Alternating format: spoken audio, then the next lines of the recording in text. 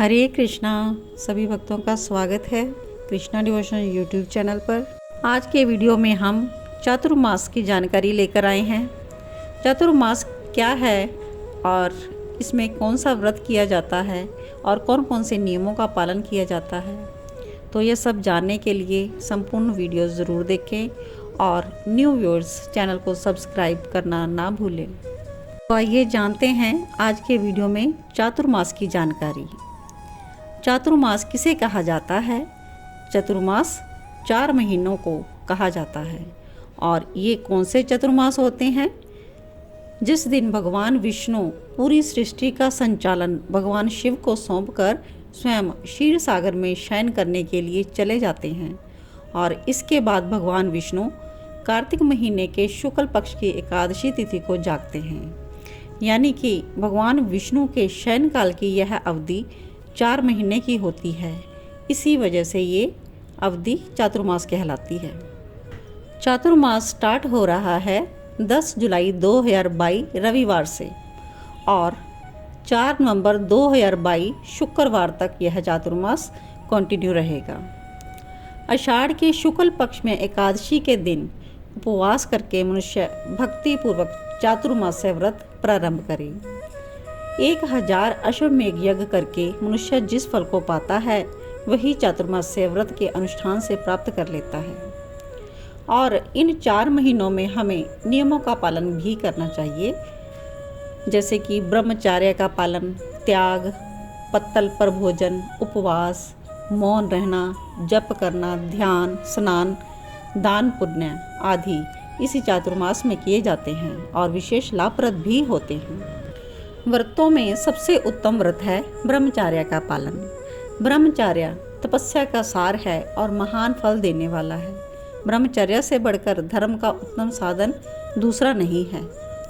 चातुर्मास में यह व्रत संसार में सबसे अधिक गुणकारक है। और दूसरा है त्याग करना। तो मनुष्य सदा प्रिय वस्तु की इच्छा करता है, लेकिन चातुर्मास में अपने प्रिय भोगों का श्रद्धा और प्रयत्न पूर्वक त्याग करता है। उसकी त्यागी हुई ये वस्तुएं उसे अक्षय रूप में प्राप्त होती हैं। यानी कि चातुर्मास में अगर वह गुड़ का त्याग करता है तो मनुष्य को मधुरता की प्राप्ति होती है, और अगर तांबुल का त्याग करता है तो मनुष्य को भोग सामग्री से संपन्न होता है और उसका कंठ भी सुरीला होता है। और दही छोड़ने वाले मनुष्य को गोलोक मिलता है, और नमक छोड़ने वाले को सभी पूर्त कर्म यानी कि परोपकार और धर्म संबंधी कार्य उसके सफल होते हैं। जो मौन व्रत धारण करता है उसकी आज्ञा का कोई भी उल्लंघन नहीं करता।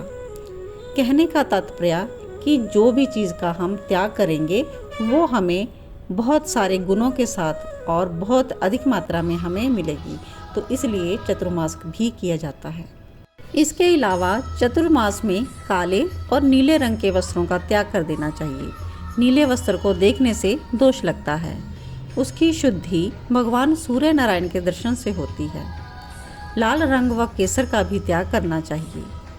आषाढ़ मास के शुक्ल पक्ष की एकादशी को श्री हरि योग निद्रा में प्रवृत्त हो जाते हैं और 4 महीने के लिए यानी कि कार्तिक की पूर्णिमा तक शयन करते हैं। तो इसी चातुर्मास में हमें भूमि पर शयन करना चाहिए। ऐसे करने वाला मनुष्य बहुत से धन से युक्त होता है और विमान भी प्राप्त करता है। और जो बिना मांगे हुए अपने आप अन्न का भोजन प्राप्त हो जाए, ऐसा भोजन करता है। भोजन करने का नियम यानी कि हमें मांगना नहीं है। जैसे कि घर में कोई बहू बेटी रोटी बनाती है तो उससे मांगना नहीं कि रोटी दे दो, दाल दे दो, मतलब बिना मांगे हुए जितना थाली में आया खा लिया। तो इस प्रकार का नियम, जो इस नियम का पालन करता है उसे बावली और कुआं बनवाने का फल प्राप्त होता है। और भगवान जनार्दन के शयन करने वाले पीरियड में चातुर्मास में जो शहद का सेवन करता है उसे महान पाप लगता है। चातुर्मास में बहुत सी वस्तुओं का त्याग किया जाता है, जैसे कि अनार, नींबू, नारियल, मिर्च, पालक, उड़द और चने की दाल का भी त्याग किया जाता है। जो प्राणी हिंसा त्याग कर द्रोह छोड़ देता है वह भी पुण्य का भागी होता है। चातुर्मास में विशेषकर पर निंदा का त्याग कर देना चाहिए। पर निंदा को सुनने वाला भी पापी होता है और कहने वाला भी। पर निंदा महान पाप है, पर निंदा महान भय है, पर निंदा महान दुख है और निंदा से बढ़कर दूसरा कोई पातक नहीं है। स्कंद पुराण के अनुसार चातुर्मास का नियम का पालन करने वालों को तांबे के पात्र में भोजन विशेष रूप से त्याज्य है। कांसे के बर्तनों का त्याग करना चाहिए और अन्य धातुओं के पात्रों का उपयोग करना चाहिए। अगर कोई धातु पात्रों का भी त्याग करके पलाश पत्तर, मदार पत्र, वट पत्र की पत्तल में भोजन करे तो इसका अनुपम फल बताया गया है। अन्य किसी प्रकार का पात्र ना मिलने पर मिट्टी का पात्र ही उत्तम है, या फिर स्वयं ही पलाश के पत्ते ले आएं और उसकी पत्तल बना लें और भोजन पत्र का कार्य ले लें।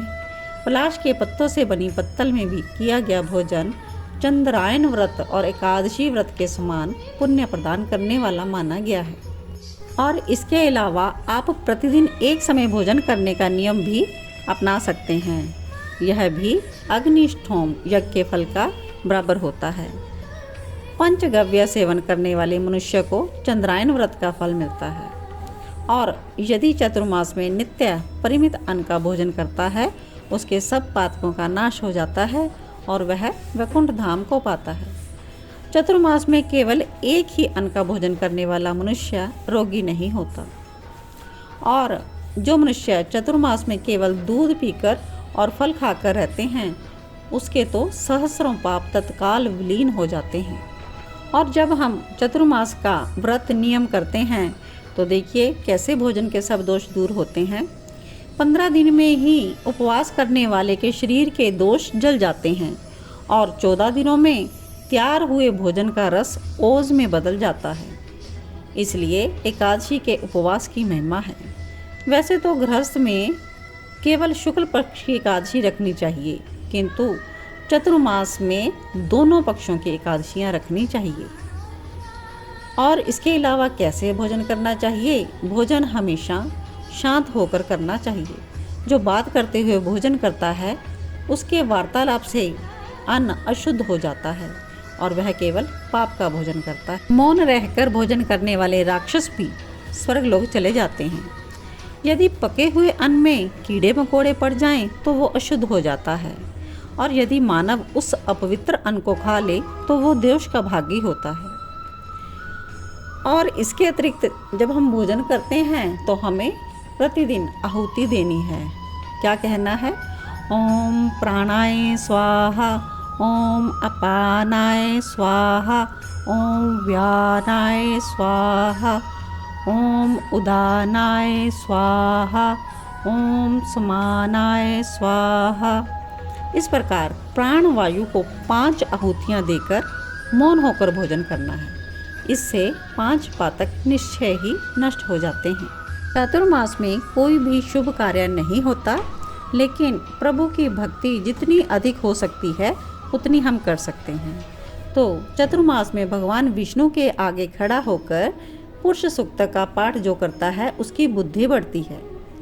चतुर्मास सब गुणों से युक्त समय है। इसमें धर्म युक्त श्रद्धा से और शुभ कर्मों का अनुष्ठान करना चाहिए, यानी कि सत्संग, भक्ति, देवता और अग्नि का तर्पण, गौदान, वेद पाठ, सत्कर्म, सत्य भाषण, गो की भक्ति और दान में भी प्रीति रखनी चाहिए। ये सब धर्म के साधन हैं। आषाढ़ मास से स्टार्ट देवशयनी एकादशी से और कार्तिक मास की देव उठनी एकादशी तक का समय धर्म और नियम महान फल देने वाला है, क्योंकि भगवान नारायण तो योग निद्रा में शयन करते हैं। इसलिए 4 मास तक शादी, विवाह और सकाम यज्ञ नहीं होते। इसलिए बुद्धिमान मनुष्य को सदैव मन को संयम में रखकर चतुर्मास में जितनी ज़्यादा आराधना हो सके उतनी करनी चाहिए। मन के भली भांति वश में होने से पूर्णतः ज्ञान की प्राप्ति होती है। और अगर कोई भी मनुष्य चतुर्मास में भक्तिपूर्वक योग के अभ्यास में तत्पर ना हुआ तो निसंदेह उसके हाथ से अमृत का कलश गिर गया। और जो मनुष्य नियम, व्रत अथवा जप के बिना चौमासा बिताता है वह सबसे ज़्यादा मूर्ख है। और एक सबसे महत्वपूर्ण चतुर्मास का जो परम धर्म है उसके बारे में जानते हैं। सत्यमेकं परो धर्म, सत्यमेकं परम तपः, सत्यमेकं परम ज्ञानं, सत्य धर्म प्रतिष्ठित, धर्ममूलं हिंसा च मनसाता च चिन्तयन्, कर्मणा च तथा वाचा तत एतां समाचरेत्। यानी कि एकमात्र सत्य ही परम धर्म है, एक सत्य ही परम तप है, केवल सत्य ही परम ज्ञान है और सत्य में ही धर्म की प्रतिष्ठा है। अहिंसा धर्म का मूल है, इसलिए उस अहिंसा को मन, वाणी और क्रिया के द्वारा आचरण में लाना चाहिए। तो आज के वीडियो में आप सबने श्रवण किया चातुर्मास की जानकारी, व्रत, नियम और परम हमारा कर्तव्य। आशा करती हूँ आज का वीडियो आपको पसंद आया होगा और आप वीडियो में कमेंट्स देना ना भूलें और वीडियो को लाइक करें, शेयर करें, चैनल को सब्सक्राइब करें। ओम नमो भगवते वासुदेवाय। ओम नमो भगवते वासुदेवाय।